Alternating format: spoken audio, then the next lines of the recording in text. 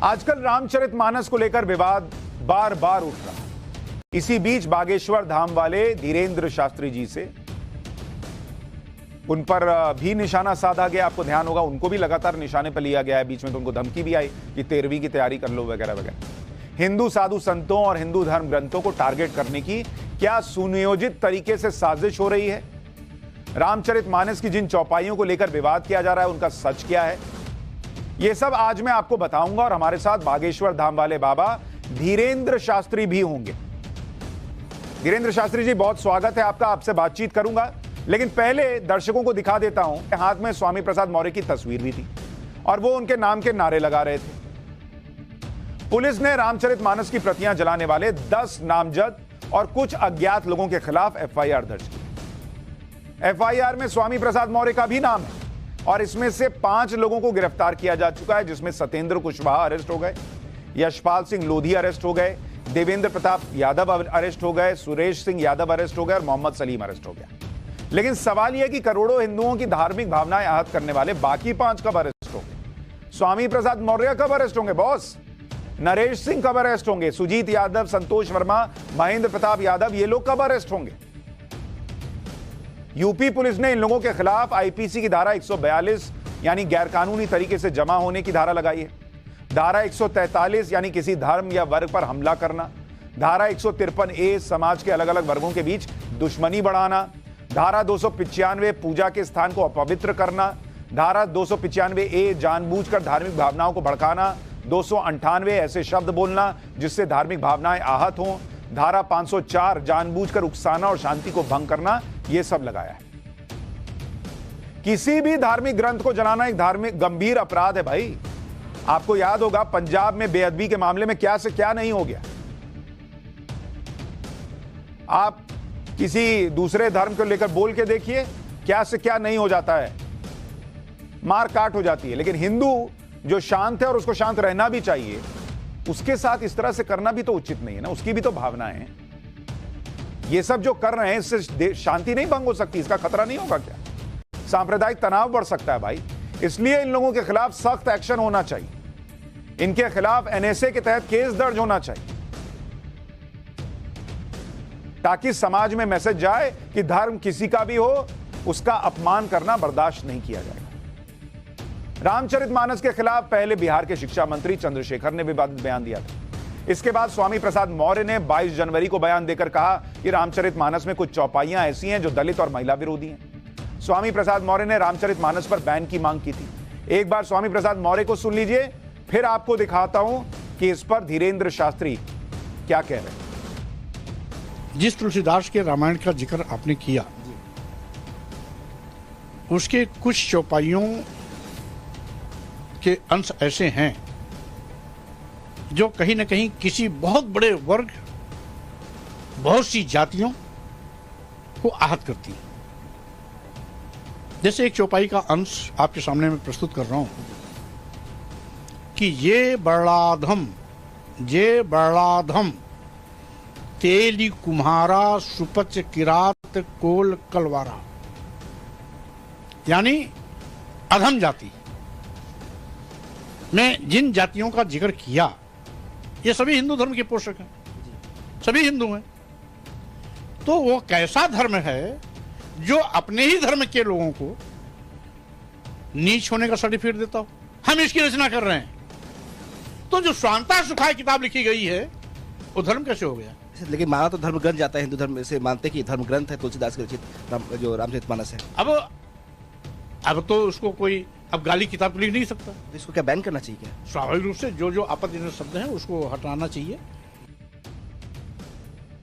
स्वामी प्रसाद मौर्य अपने हिसाब से व्याख्यान कर रहे हैं, लेकिन जैसे बिहार के शिक्षा मंत्री ने जो कहा था और उसका अर्थ हमने आपको समझाया था कि सही अर्थ क्या है, वैसे ही स्वामी प्रसाद मौर्य भी सही अर्थ नहीं समझ पा रहे या बता नहीं रहे। और सबके दिमाग में 2024 चल रहा है कि कैसे हिंदुओं में भी जो दलित हैं, पिछड़े हैं, उनको अलग करो। और इनको कोई डिमोशन नहीं हो रहा। बिहार के शिक्षा मंत्री आज भी शिक्षा मंत्री हैं, उनको हटाया नहीं गया। स्वामी प्रसाद मौर्य को प्रमोशन दे दिया गया अखिलेश यादव की तरफ से। इससे तो यह क्लियर हो चुका है कि वो और समाजवादी पार्टी उनके बयान का समर्थन करते हैं। आज तो अखिलेश यादव ने खुद योगी आदित्यनाथ से रामचरितमानस की चौपाई पर सवाल कर दिया। एक बार अखिलेश यादव को भी सुन लीजिए, फिर बागेश्वर बाबा से बातचीत शुरू करते हैं। मुख्यमंत्री अगर योगी न होते, धार्मिक स्थान से वहां आए होते, तो शायद वो सवाल मैं न पूछता उनसे। लेकिन क्योंकि वो योगी भी हैं और धार्मिक स्थान से उठ करके सदन में आए हैं, वो बात मैं आपसे नहीं पूछूंगा। मैं ये कहूंगा कि वो चौपाई एक बार हमें पढ़ के सुना दो। क्या आप पढ़ के सुना सकते हो, मुझे बताओ। मुझे नहीं पता योगी आदित्यनाथ जी इसका क्या जवाब देंगे, और नेताओं के सवाल जवाब से हमें कोई फर्क नहीं पड़ता। लेकिन अपनी अपनी पॉलिटिक्स के लिए हिंदू धर्म को क्यों खींच के लाते हैं ये लोग, मुझे ये नहीं समझ में आता। और अगर इतनी ही चिंता है, इतनी ही इन लोगों के अंदर जो है वो समाज के वर्गों की चिंता है, तो जरा पसमानदा मुसलमानों की भी बात करके दिखाए ना। वहां तो सब गायब हो जाते, लेकिन हिंदुओं की बात सब करते हैं। साधु संतों का भी मानना है कि हिंदुओं को हिंदुओं से लड़ाने की साजिश हो रही है, और इसी वजह से रामचरितमानस जैसे धर्म ग्रंथ पर भी विवाद खड़ा किया जा रहा है, पैदा किया जा रहा है।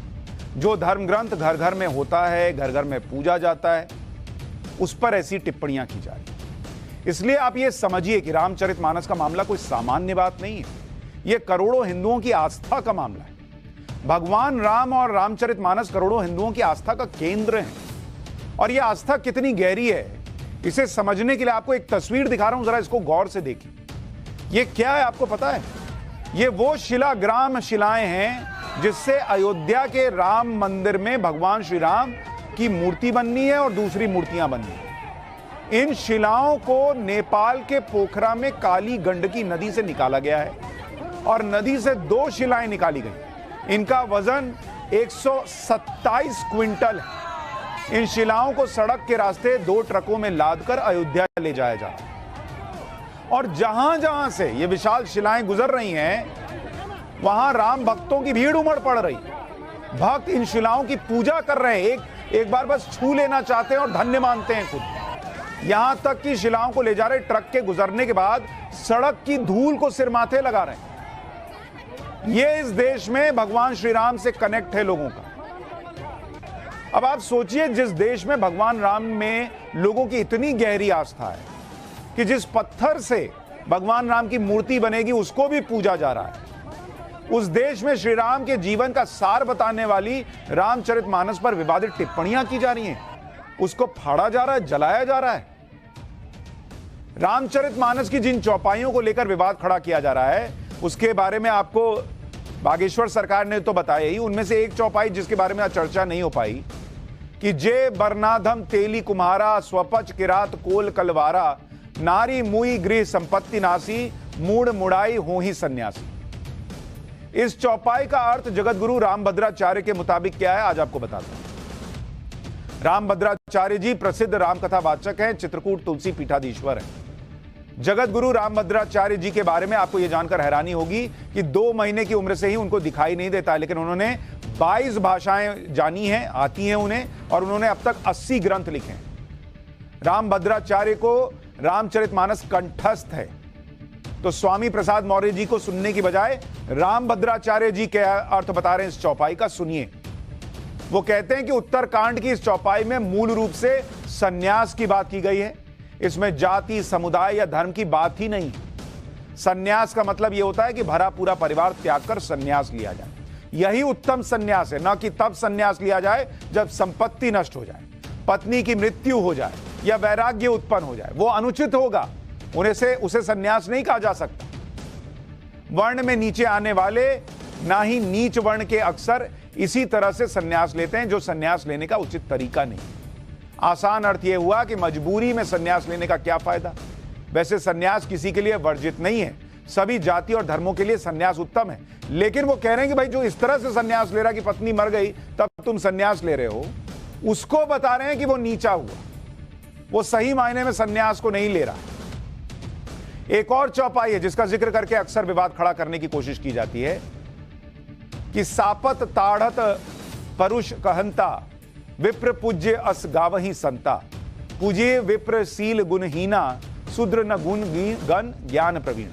यह चौपाई अरण्य कांड में भगवान राम और कबंध राक्षस के बीच संवाद के रूप में। जगतगुरु रामभद्राचार्य के अनुसार इस चौपाई का अर्थ है, अगर ब्राह्मण का स्वभाव थोड़ा कठोर है तो भी उसकी पूजा करनी चाहिए। और शूद्र जो चिंता से द्रवित हो गया है, असंतुष्ट हो गया है, वो गुणों में प्रवीण हो तो भी उसकी पूजा नहीं करनी चाहिए। इसमें यह नहीं लिखा कि ईश्वर प्रेम में प्रवीण शूद्र की पूजा नहीं होनी चाहिए। ईश्वर प्रेम में प्रवीण शूद्र की पूजा तो होती ही है। इसलिए श्री राम ने शबरी के बेर खाए, निषादों को गले से लगाया। यहां शूद्र शब्द वर्णवाचक नहीं है। शूद्र का अर्थ है जो चिंता से अपना संतुलन खो दे, जो असंतुलित हो जाए। उसकी पूजा कैसे की जा सकती है ये बताए। शूद्र को लेकर इतना हंगामा है, उसका वर्ण से लेना ही देना नहीं है भाई। रामचरितमानस की चौपाई में शूद्र शब्द भी आता है, जिसे लेकर कहा जाता है कि यह पिछड़े वर्ग का अपमान और उनको प्रताड़ित करने की बात कही जा रही है। संविधान निर्माता बाबा साहब भीमराव अंबेडकर ने शूद्र शब्द के बारे में क्या कहा है, आपको सुनना चाहिए। डॉक्टर भीमराव अंबेडकर ने अपनी पुस्तक हु वर शूद्रास में लिखा है कि आज के कथित शूद्रों का वैदिक काल के शूद्रों से कोई लेना देना नहीं था। भीमराव अंबेडकर ने इसकी व्याख्या में यह कहा था कि वैदिक काल में शूद्र उस व्यक्ति को कहते थे जो एक निश्चित जाति या व्यवसाय से जुड़े हैं, लेकिन आज के हिंदू समाज में शूद्र शब्द किसी का नाम नहीं है, बल्कि एक विशेषण है जो कि उन लोगों के लिए प्रयोग किया जाता है जो कि निम्न और असभ्य माने जाते हैं। लेकिन माहौल बना दिया गया, एजेंडा चल रहा है।